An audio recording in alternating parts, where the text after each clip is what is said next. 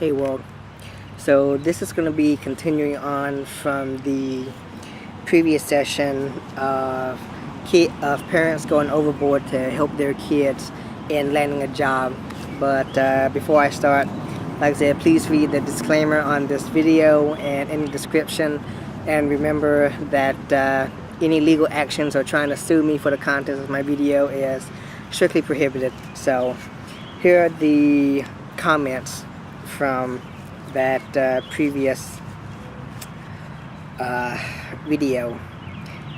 So helping your kids with connections and contacts is fine as long as the kid is following up. Getting directly involved with HR or the hiring manager can absolutely ruin your child's chances.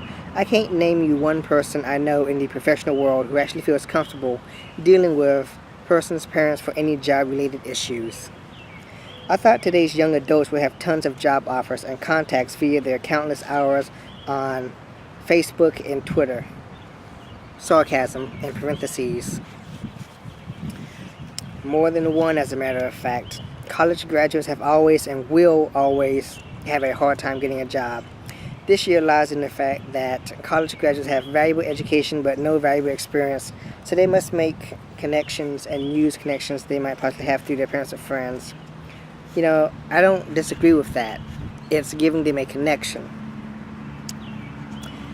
I can't believe this article. No wonder young adults today are so unprepared. Their parents have been doing everything for them for years. Now they're trying to get jobs for them. Crazy. This is not new to this generation. The author is incorrectly making the assumption that the economy is forcing young adults to rely on parents for jobs. They have always relied on them and always will.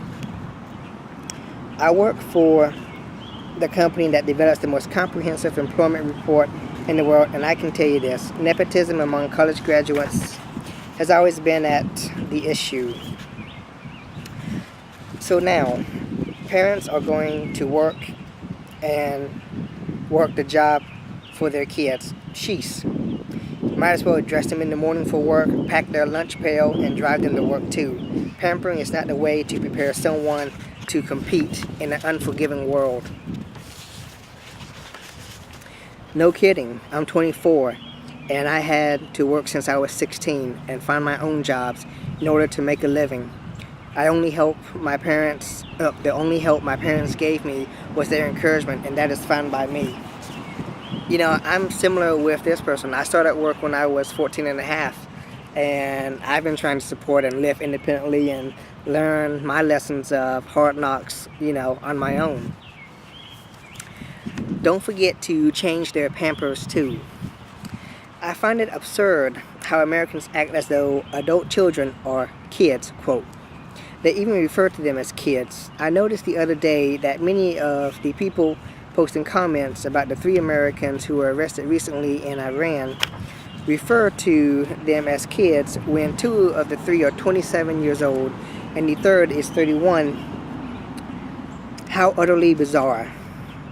I don't employ people anymore these days, but when I did, I would never have hired someone if their parents was applying on their behalf for that very reason.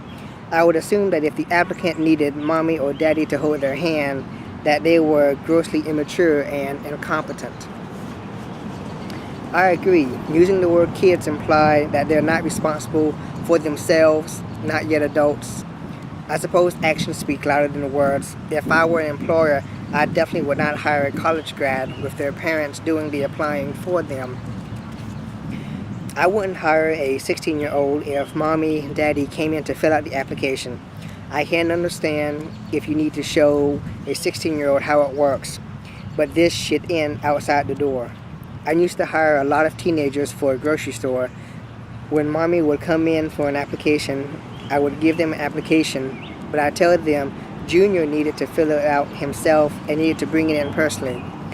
We sometimes hired on the spot, but never kids who had mommy in tow. They needed to wait outside for him or her and not to do so obviously. Experience showed that kids with mommy hovering were poor workers as they were too used to mommy doing it all for them.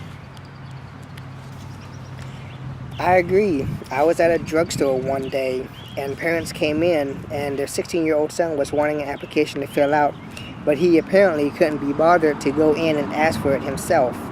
I think it's important to motivate and encourage your children to do for themselves. If you have connections you can use to their advantage, well, so be it.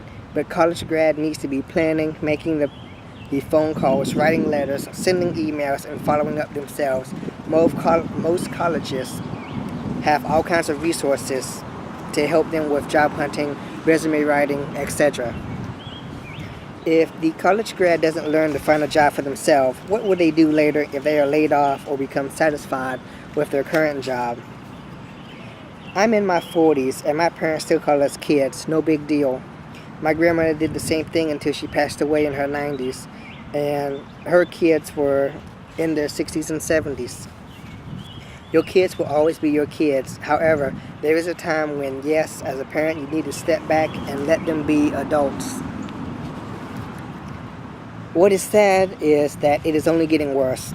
Being able to be a dependent on mommy and daddy's health care until 26 is only going to reinforce the childlike mentality. Isn't that too bad? I have a 34-year-old daughter who is in a PhD program. I stopped supporting her when she was 22. I told both my daughters I would support them through 4 years of college.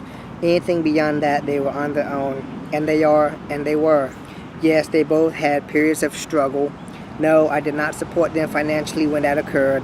They need to be on their own, and I need to be on my own. Kids should not be dependent forever. People who make them dependent deserve what they made. Kid or boy has for centuries referred to a person who is unmarried and owns no property.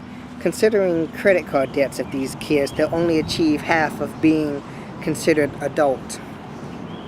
We'll have to invent a new American slang for two married kids up to their eyeballs in debt. Not poor, mind you, rubbing two nickels together. This time they're trapped by usury. Usury kids, go young boy. What do you call a person trapped by usury for life? You're a slave. Actually, worse than slaves. The banks don't have to feed or house them. Chattel on a chain. Chattel on a chain? I'm not surprised to hear this. I work at a college and we frequently have parents filling out paperwork, making phone calls, and basically doing everything except going to class for the students. The student basically just sit or stand around waiting for mom and dad to answer all of the questions.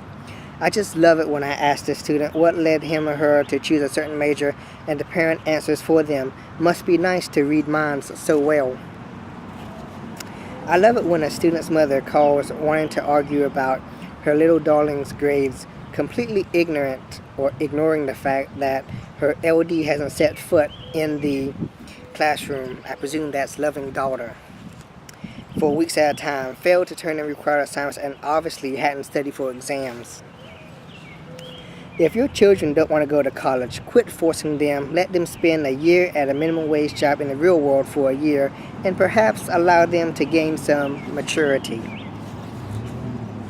I abhor parents just like that, and I know way too many of them. Their kids flunk math because they are just not good at math, yet mom and dad are having a fit because they applied to an Ivy League school and want their kids in that school come September, and they must have a good grade or their kids miss too many days at school because Johnny didn't feel like getting up that day. And the parents are contacting the doctor's office to get sick notes for days they never even saw a doctor for illness. I have seen that numerous times working in the medical field the last few weeks before school lets out, and then if you don't give the parents the notes, they start making verbal threats. We even had parents write letters stating the dates they wanted notes for, and if they didn't get them, they called the medical boards and make up some bogus lies. There are parents out there willing to destroy others just so their kids can be what they never were. Looks like this is probably going to be another video just on the comments that I feel that embodies the sentiment here. So I'll see you guys in the third section of pretty much what I'm going to be naming this series, Raising Insufficient Retards, Sissies, Wusses, and Pansies for our kids.